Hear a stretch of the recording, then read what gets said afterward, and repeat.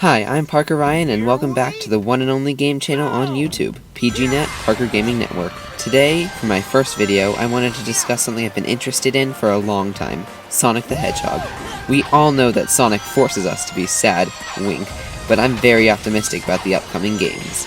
Those games had the most complex stories. I can't really comment on 06 because I never played it. Gameplay can save a lesser story, but that's where the main points of this video come in. The video will be split up into 3 short sections, 1 voicing, 2 writing, and finally 3 gameplay. Part 1, voicing. I know it's a controversial move, but as of now we know Roger Smith will not be returning as Sonic. Personally, I'm very happy about this. I grew up with Roger as my Sonic, through Colors, Generations, Forces, Boom, etc., but he never truly felt like Sonic to me. Even now when I go back to those games, it feels more like a cartoon character trying to copy the voice than it actually does Sonic. Roger's voice is perfect for Boom. Not modern Sonic, though. Boom was made to be more cocky and conceited. Yes, he does care about his friends, but Sonic very much is high on himself on this style. This is why it's imperative that we get a new voice to present Sonic and push him into the future. What's interesting is, though, that Sega actually reached out to Ryan Drummond to voice Sonic again. Ryan Drummond was the one who voiced Sonic in the adventure games and a few others, so it actually might be that they're remaking those, which would be awesome. It also seems that they're bringing Mike Pollock back as Eggman, which is also awesome because his voice only changed after the original voice actor passed away, and he voiced Eggman perfectly.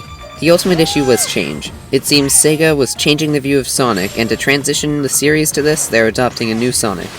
I feel this is a super smart decision, and it will especially distinguish the new Sonic games from all the old ones. But a new Sonic voice can only be as good as the words spoken by them. Part 2. Writing.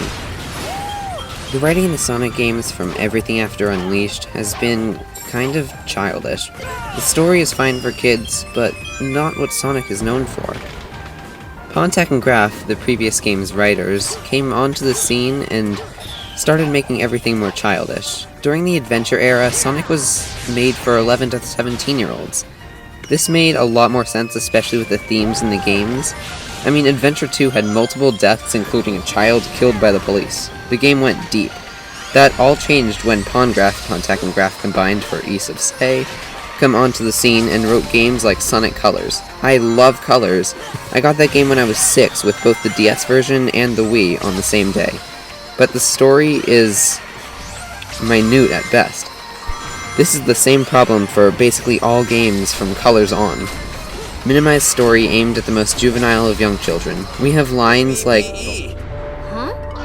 Best boss beating ever! Call Baldy Nose Hair. Baldy Nose Hair! It's been generations since I seen you. You okay? Although Forces had other issues we'll get into, the games were just too childish for their own good.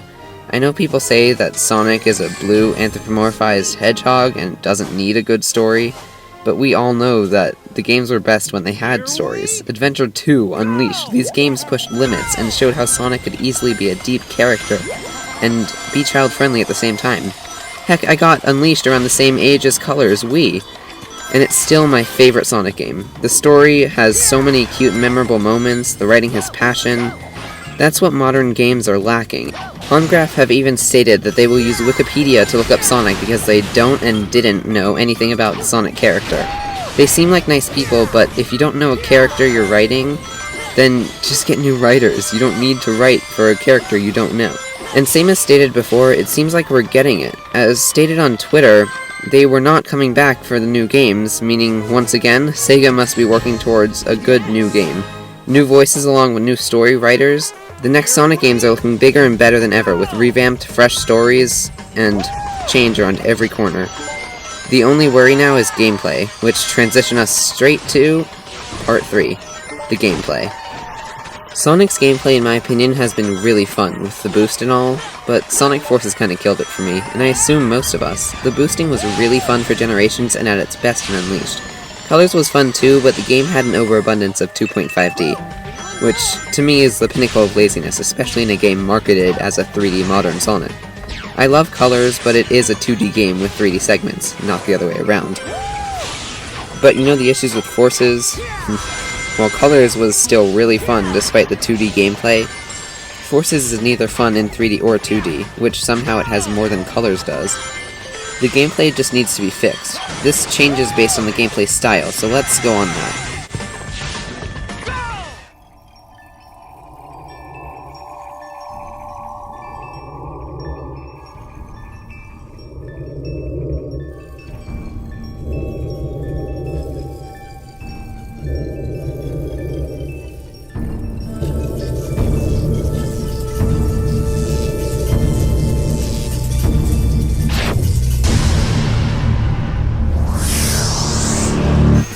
The Adventure series. Well, as of now, we have no proof on what the next game will be, although Sega has reached out to Ryan Drummond, and it seems like they're going to be remaking Adventure, with heavy rumors on that side as well, which would really be awesome. I just think it does need improvements as well. There are moments in Adventure where the collision is really off, and the momentum platforming of Part 1 really needs to be converted a little into Part 2. Both games are really fun, but the physics are just a little off for each, and that could really fix a lot of issues with the games. Boost gameplay.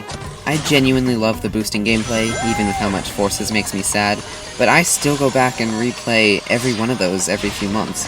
With Generations, I've played nearly 200 hours of, and I got that for $1 a few months ago. The gameplay is super fun on this end, but you still need to avoid problems and solve others. These do take a long time to develop, but with the time it takes between each Sonic game recently, I think they could do it.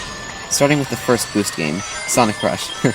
But seriously, the game was really fun on the DS, and Dimps really worked hard on those. But the console games are where the Boost really started.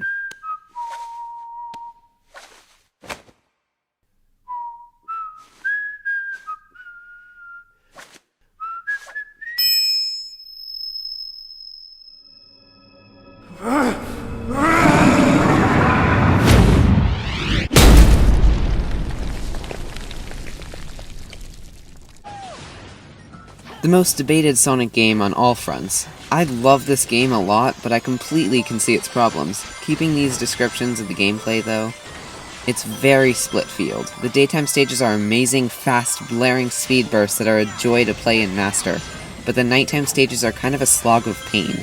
In the daytime, and this applies to all Boost games, it's super high-speed running where your goal is to keep the speed quick and reaction times quicker.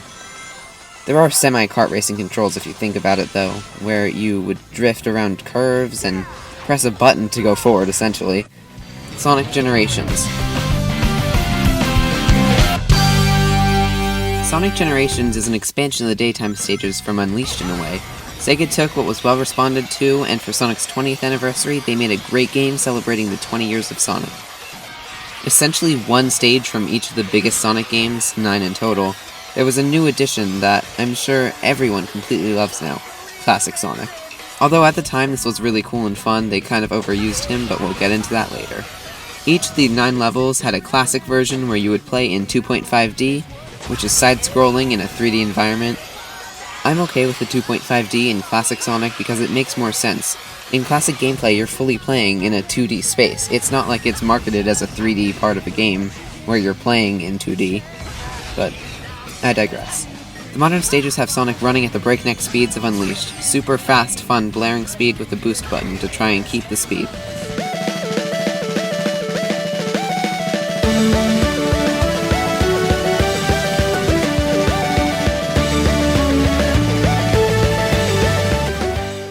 Sonic Colors is another game within the Boost style of gameplay, but this is where you can see the effort wane. I love the game, but for one advertised in 3D, it's surprising how 95% of this game is in 2.5D. The game has amazing music and it's still fun, but you can see the overabundance of some issues that needed to be taken care of. This game has roughly 30 levels or so, each being very different times, as long as 7 minutes and even as short as 9 seconds. All these levels are Boost style of Sonic, with no different characters or anything. This leads into the worst game in the Boost series, Sonic Forces.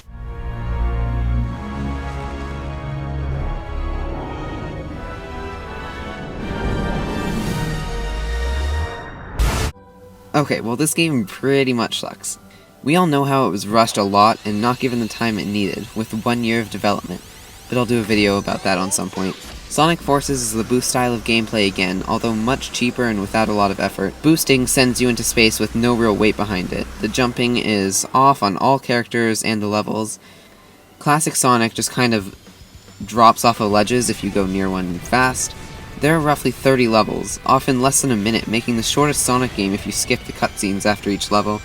There are so many issues with this game that this is when people started saying that the boost style is fading. I don't think the boost style of gameplay is fading. I feel it's super fun, but they need a better direction. I feel if they put a lot of effort into the game, another boost game with like 30 levels as long as unleashed, around 5 minutes each, would be super fun. There could also be a super fun way to make 3D Sonic games with a limited boost in a full open world, with true momentum. This would be super fun. We need the effort required for a fun new Sonic game. Part 4. Conclusion.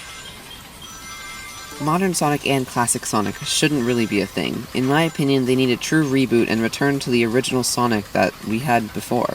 This seems to be what we're getting, with all the rumors circulating an Adventure remake or even possibly Sonic Rift or something like that. This is awesome and gives me massive hope to the future of Sonic. I miss the days when Sonic and Mario were rivals, when Sonic was a serious company selling full-priced games with full-priced amounts of effort. The games deserve it. It seems with the new writers coming in and new replacements of now seemingly every Sonic character except for Eggman and possibly Ryan Drummond coming back, which is awesome. Sonic Prime, the TV show, just announced, and multiple games told to be coming for the year. Sonic seems to have a great year ahead, but we can only hope the effort needed for the gameplay is there. Writing and the voices all needs to be perfect as well. It's all coming together, and hopefully this will be the next Sonic Adventure or Sonic Generations, and not the next Sonic 06 or Boom. Thanks for watching, you guys, and please don't forget to like and subscribe. My name is Parker Ryan, and this has been PGNet, Parker Gaming Network. See you guys next time, and don't forget to keep it frosty.